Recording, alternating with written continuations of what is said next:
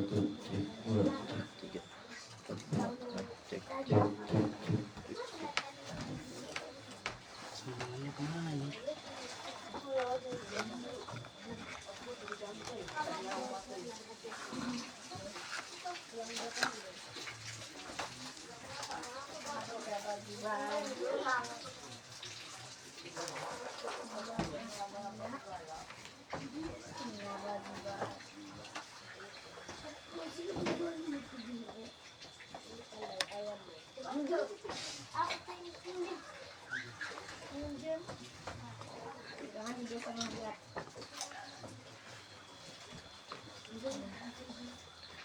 Asik satu.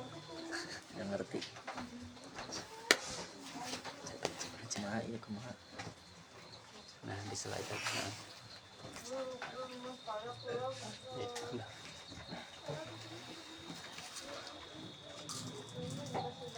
أعوذ بكلمات الله التامات من شر ما خلق. بسم الله الرحمن الرحيم. Assalamualaikum warahmatullahi wabarakatuh. Waalaikumsalam warahmatullahi wabarakatuh. Alhamdulillahirabbil alamin. Wassalatu wassalamu ala nabiyyina Muhammad sallallahu alaihi wasallam wa ala alihi wa ashabihi ajmain. Amma ba'du. Alhamdulillah, di tanggal 23 Maret malam, pagi ya sebetulnya, pagi berarti ya, tanggal 23 Maret pagi atau sekitar tanggal 23 Ramadan ya, berarti kalau saat ini adalah 23 Ramadan, maknanya ganjil ya. Ganjil itu ada di angka 21, 3, 5, 7 dan 9 ya. Maka 23 adalah salah satu dari hari ganjil ya, 23 di 10 terakhir bulan Ramadan ya.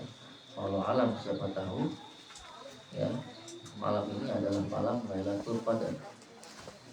Maka Nabi Muhammad SAW itu memerintahkan kita untuk mencari gitu ya, di salah satu dari 10 hari terakhir bulan Ramadan, dan tugas kita adalah mencarinya di setiap hari ya, khususnya 10 hari terakhir. Mudah-mudahan ya, kita termasuk orang yang bisa terjaga ya, ketika malam Lailatul Qadar, bukan tertidur. Kemarin kita sudah berbicara tentang surat Al-Qamar ya, Al-Qamar, Qamarun itu bulan. Itu ada lagu Qamarun, Qamarun gitu ya, Sidna Nabi. Qamarun ini maknanya bisa bulan ya, yang bulan kita lihat ke langit. Kalau malam-malam itu biasanya ada ya bulan warna putih ya, kalau kita lihat. Atau qamar di sini bisa melambangkan yang lain gitu ya. Bisa cahaya, ya bisa ketenangan. Bulan itu dilambangkan juga sebagai keheningan gitu, kalau apa, kehangatan. Setelah surah Al-Qamar itu ada surah Ar-Rahman. Surah Ar-Rahman ini namanya dikenal sejak zaman Nabi Muhammad Sallallahu Alaihi Wasallam ya, yang maknanya adalah salah satu dari Asmaul Husna. Ar-Rahman maknanya dalam bahasa Indonesia itu Allah yang Maha Pemurah ya. Ini adalah satu-satunya surah dalam Al-Quran yang diawali langsung dengan Asmaul Husna ya, Ar-Rahman ya. Kan kalau di ayat-ayat lain ada langsung peringatan ya, ada langsung kabar gembira ya, ada kalimat tasbih misalnya ya, ada segala puji bagi Allah ya, kalimat pujian ya. Kalau ini langsung asma Allah Ar-Rahman ya. Sementara mufasir ya berpendapat bahwasanya turunnya ayat-ayat surah Ar-Rahman ini berkenaan dengan tanggapan negatif kaum musyrikin Mekah ya, ketika mereka diperintah sujud kepada Allah yang Ar-Rahman. Ya. Bahkan mereka bertanya, siapa itu Ar-Rahman? Siapa itu Ar-Rahman? Nah, itu diabadikan dalam Al-Quran, surah Al-Furqan ayat 60. A'udzubillahi minasyaitonirrajim. Wa idza qila lahum usjudu lirrahman qalu wa marrahmanu anasjudu lima ta'muruna wa zadahum nufura. Subhanallah a'la wa bihamdihi. Ini adalah ayat As-Sajdah ya, ayat sujud tilawah, yang maknanya, dan apabila dikatakan kepada mereka, sujudlah kepada yang maha pengasih ya, yang maha pemurah, kepada Ar-Rahman, mereka menjawab, siapakah yang maha pemurah itu? Apakah kami harus sujud kepada Allah yang engkau, hai Muhammad, perintahkan kepada kami bersujud kepadanya? Dan mereka makin jauh lari dari kebenaran. Itu adalah sementara mufassir yang berpendapat asbabun nuzul turunnya ayat-ayat dari surah Ar-Rahman. Surah Ar-Rahman dikenal juga dengan nama, kalau dalam bahasa Indonesia itu pengantin Al-Quran ya, pengantin Al-Quran. Imam Al-Baihaqi meriwayatkan bahwa Nabi SAW bersabda, segala sesuatu memiliki pengantinnya ya. Segala sesuatu memiliki pengantinnya, dan pengantin Al-Quran adalah surah Ar-Rahman ya. Penamaan ini salah satunya karena betapa indahnya ayat-ayat yang tertera dalam surah Ar-Rahman ya. Bahkan ada satu ayat yang diulang sampai 31 kali ya. Ini kan salah satu yang terbanyak diulang dalam satu surah, yaitu ayatnya adalah fabi ayyi ala rabbikuma tukadziban ya. Dan ini diibaratkan sebagai perhiasan-perhiasan pengantin gitu ya. Itu adalah salah satu keunikan ya, dari surah Ar-Rahman, keindahan dari surah Ar-Rahman. Ar-Rahman yang maha pemurah ya, Allah yang maha pemurah. Allamal Quran, yang telah mengajarkan Al-Quran. Khalaqal insan, yang telah menciptakan manusia. Allamahul bayan, mengajarnya pandai berbicara. Asyamsu wal qamaru bihusban, matahari dan bulan beredar menurut perhitungan. Wan najmu wasyajaru yasjudan, dan tumbuhan-tumbuhan dan pohon-pohonan keduanya tunduk kepadanya. Was-sama arafa'aha wa wadu'al mizan, dan langit telah ditinggikannya dan dia ciptakan keseimbangan. Allah tatghaw fil mizan, agar kamu jangan merusak keseimbangan itu. Wa qimul wazna bil qisti wa la tukhsirul mizan, dan tegakkanlah keseimbangan itu dengan adil dan janganlah kamu mengurangi keseimbangan itu. Wal ardo wadu'aha lil anam, dan bumi telah dibentangkannya untuk makhluknya. Fiha fakiyatu wa nakhlu dzatul akmam, di dalamnya ada buah-buahan dan pohon kurma yang mempunyai kelopak mayang. Wal habbudul asfi war raihan, dan biji-bijian yang berkulit dan bunga-bunga yang harum baunya, aromanya ya. Fa bi ayyi ala rabbikuma tukadziban, maka nikmat Tuhanmu yang manakah lagi yang kamu dustakan ya. Setelah ayat-ayat pertama dari surah Ar-Rahman ini menyebut sekian banyak nikmat-nikmat Allah ya, menyebut banyak nikmat-nikmat Allah ya, khususnya atas makhluknya ya, khususnya lagi adalah manusia. Tiba-tiba ada nada ayat yang mengecam ya,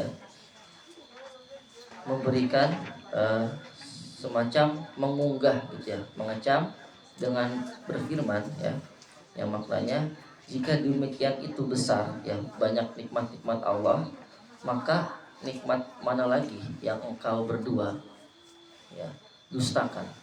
Ya, apakah nikmat-nikmat yang tadi disebut ya, ataukah ada nikmat-nikmat lain yang kalian dustakan? Ya. Jadi ayat-ayat sebelumnya itu ya itu seperti contoh-contoh ya nikmat-nikmat yang kita dustakan gitu ya. Jadi yang kita dustakan itu yang tadi disebut ya semuanya ya, ada bumi, ada langit, ada matahari dan bulan yang beredar menurut perhitungan, ada tumbuh-tumbuhan, ya, ada keseimbangan ya, yang telah mengajarkan Al-Quran, itu nikmat yang paling utama. Apakah itu nikmat-nikmat yang akan kita dustakan atau ada yang lain? Ya, jadi ayat ini adalah bentuk semacam bentuk peringatan ya. Allah itu maknanya adalah nikmat gitu ya. Di sini ada dua yang dituju ya. Mayoritas ulama tafsir itu sepakat ya bahwasanya dua ini adalah dari kelompok manusia dan jin gitu ya. Memang tadi ya ayat-ayat yang dibacakan tidak ada secara langsung menyebut jin ya, kecuali manusia ada ya. Ayat ketiga khalaqal insan, yang menciptakan manusia. Tetapi ya kalau kita lihat ayat surah Ar-Rahman ya, ayat-ayat surah Ar-Rahman itu banyak ya disebut ayat yang tertuju kepada jin ya. Itu misalnya ada di ayat 35 ya.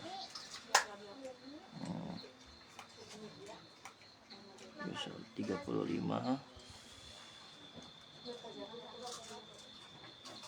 Yursalu alaikuma syuhadu min nari wa nuhasun fala tantasirun ya. Di ayat sebelumnya ya ma'syaral jinni wal insi in istata'tum an tanfudhu min aqtaris samawati wal ardi fanfudhu la tanfudhuna illa bisultan. Ya, yang maknanya wahai golongan jin dan manusia, jika kamu sanggup menembus penjuru langit dan bumi, maka tembuslah. Kamu tidak akan mampu menembusnya kecuali dengan kekuatan dari Allah. Maka nikmat Tuhanmu yang manakah yang kamu dustakan kepada kamu ya. Jadi karena ayat sebelumnya kamunya adalah jin dan manusia, maka jin dan manusia itu diseru lagi ya. Kepada kamu akan dikirim nyala api dan cairan tembaga sehingga kamu tidak dapat menyelamatkan diri ya. Kemudian ada ayat 14 ya. Khalaqal insana min salsalin kal fakhar, dan dia menciptakan manusia dari tanah kering seperti tembikar. Dan selanjutnya wa khalaqal janna mim marijim min nar, dan dia menciptakan jin dari nyala api tanpa asap. Nah itu kan ternyata jin juga disebutnya, tidak hanya manusia. Kemudian di ayat 31 sanafrugu lakum ayyuhas tsaqalan fa bi ayyi ala'i rabbikuma tukadziban ya. Kami akan memberi perhatian sepenuhnya kepadamu wahai manusia dan jin ya. Dua golongan ini maknanya adalah golongan manusia dan jin. Maka nikmat Tuhanmu yang manakah yang kamu dustakan ya. Maka ya, insya Allah ya sangat mendekati kebenaran ya, bahwasanya dua yang dimaksud ini adalah manusia dan jin yang ditanya gitu ya, sebagai bentuk peringatan ya, perhatian sekaligus kecaman ya. Maka nikmat Tuhanmu yang manakah yang kamu dustakan gitu ya.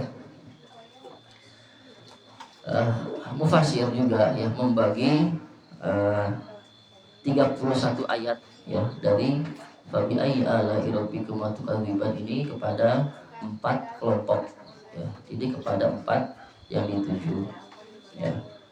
Sebab ayat-ayat itu ya diselingi dengan uraian yang berkaitan dengan keajaiban ciptaan Allah ya, yang terhampar di bumi dan langit. Itu yang pertama ya.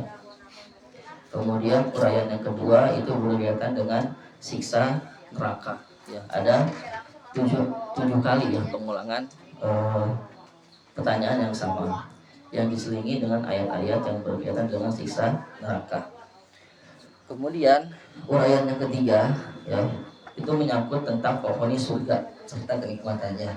Ini diulangi sebanyak 8 kali. Dan kemudian ada lagi 8 kali pengulangan ya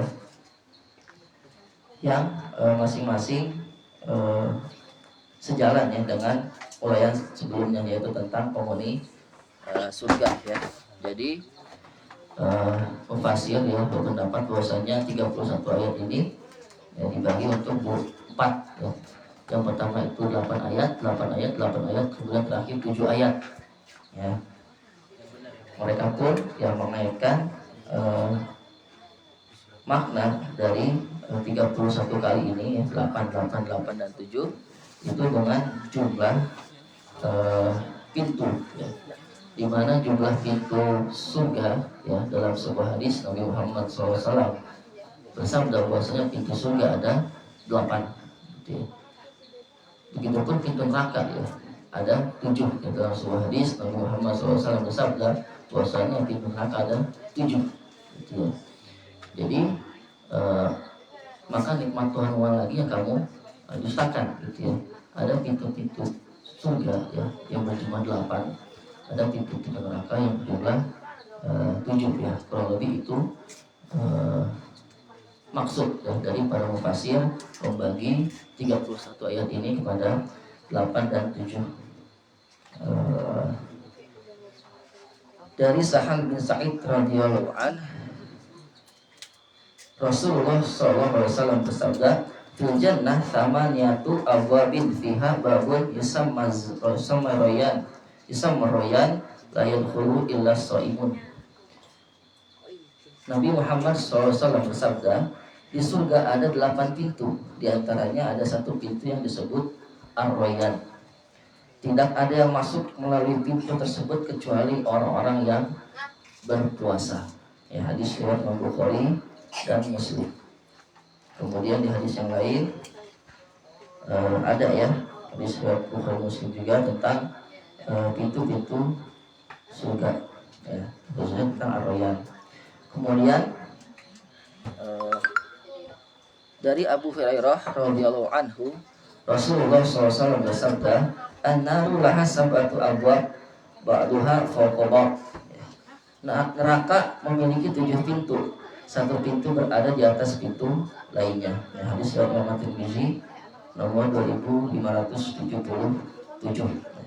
Dalam Al-Qur'an, a'udzubillahi minasyaitonir rajim, laha sab'atun abwabin likulli babin minhum juz'un maqsum. Neraka itu memiliki 7 pintu. Setiap pintu telah ditetapkan bagi golongan tertentu dari mereka. Surat Al-Hijr ayat 44 ya. Al-Quran surah Al-Hijr ayat 44 ya. Maka dari sini ya mufasir pun ya mencari-cari gitu ya, apa saja ya sekiranya pintu-pintu surga dan pintu-pintu neraka ya. Maka di sini ada rangkumannya ya. Saya sebut saja langsung 8 pintu surga ya. Yang pertama adalah babus sholat ya, pintu orang-orang yang sholat gitu ya. Tentu saja ya mungkin dengan selalu menjaga waktu sholat ya, mendirikannya dengan khusyuk, tepat waktu ya, dengan kesempurnaan sholat itu sendiri. Ada yang kedua babu jihad ya, diperuntukkan bagi orang yang berjihad gitu ya, dengan jiwa maupun hartanya. Kemudian ada babus sodakoh ya, itu khusus bagi orang yang gemar ya sedekah ya, sedekah. Kemudian ada babur royan ya, diperuntukkan bagi orang yang berpuasa ya, tentu dengan istiqomahnya ya, dengan keikhlasannya, dengan syariat-syariatnya. Kemudian ada babul hajj ya, orang yang berhaji ya, dengan tentunya haji yang sesempurna mungkin gitu ya. Kemudian ada bab al-kazimin wal-ghaiz wal-afina, babul kazimina al-ghaiz wal-afina anin nas ya. ini pintu bagi yang mampu menahan amarah, ya, mampu menahan amarah dan mudah memaafkan kesalahan orang lain. Yang ketujuh itu babu taubah, ya, pintu orang-orang yang bertobat. Ya. Yang kedelapan itu babu zikir, orang-orang yang suka berzikir, ya, mengingat Allah Subhanahu Wa Taala dalam berbagai keadaan. Ya. Maka ada lagi pintu-pintu neraka, ya. Yang pertama ada jahanam, ya, bagi orang yang berdosa besar, ya. Kemudian ada al-lagho, ya, mereka yang ingkar, ya, kebenaran serta mengutamakan dunia daripada akhirat. Kemudian ada hutomah, ya. Hutomah ini bagi mereka yang menumpuk harta tetapi enggan bersedekah, ya, itu hutomah. Ada sa'ir, ya, bagi setan dan para pengikutnya, ya, yang termasuk orang-orang yang sombong, ya. Ada sakor, ya, sakor itu untuk orang-orang yang lalai, ya, dalam mendirikan ibadah, ya. Ada jahim, ya, jahim ini bagi orang yang menyembah berhala, ya, dan mendustakan hari pembalasan. Kemudian ada hawiyah, ya, hawiyah ini digambarkan neraka yang sangat mengerikan, ya, diperuntukkan bagi orang-orang munafik, ya, kurang lebih itu 7, ya, neraka, ya. Allahu a'lam bishawab.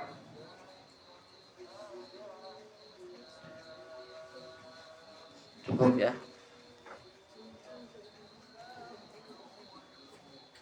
Mungkin untuk ininya cukup, ya. Baik, itu adalah sekelumit, ya, pembahasan yang berhubungan dengan Al-Quran surah Ar-Rahman, ya, di mana dalam surah ini yang disebut asma Allah Ar-Rahman yang Maha Pemurah, yang kemudian dilanjutkan dengan nikmat-nikmat Allah Subhanahu Wa Taala, ya, yang kemudian berhenti, ya, tiba-tiba dengan ada peringatan, ya, bahwasanya maka nikmat Tuhanmu yang manakah yang kamu dustakan wahai manusia dan jin, gitu, ya. Tabarakasmu rabbika dzul jalali wal ikram, ya, maha suci nama Tuhanmu pemilik keagungan dan kemuliaan, ya. Ayat ini ditutup dengan kalimat mengagungkan Allah Subhanahu wa Ta'ala, ya. Insyaallah, ya, besok lusa kita akan melanjutkan ke surah selanjutnya, ya, setelah besok, ya, mungkin ada Ustadz jadwalnya Ustadz Abu Ukasyah, ya, beliau akan berbicara tentang ketauhidan, ya, dan lain sebagainya. Kemudian ada Ustadz Huda, ya, akan memaparkan hadis-hadis, ya, yang berhubungan dengan ayat-ayat Al-Quran, ya, dan kemudian insyaallah dilanjutkan dengan saya lagi, ya, pembacaan tafsir ayat-ayat Al-Quran, yaitu surah Al-Waqiah, yang maknanya adalah hari kiamat. Tutup dengan kifaratul majlis. Subhanakallahumma wa bihamdika asyhadu an la ilaha illa anta astaghfiruka wa atubu ilaik. Wassalamualaikum warahmatullahi wabarakatuh. Waalaikumsalam warahmatullahi wabarakatuh. Mandek-mandek.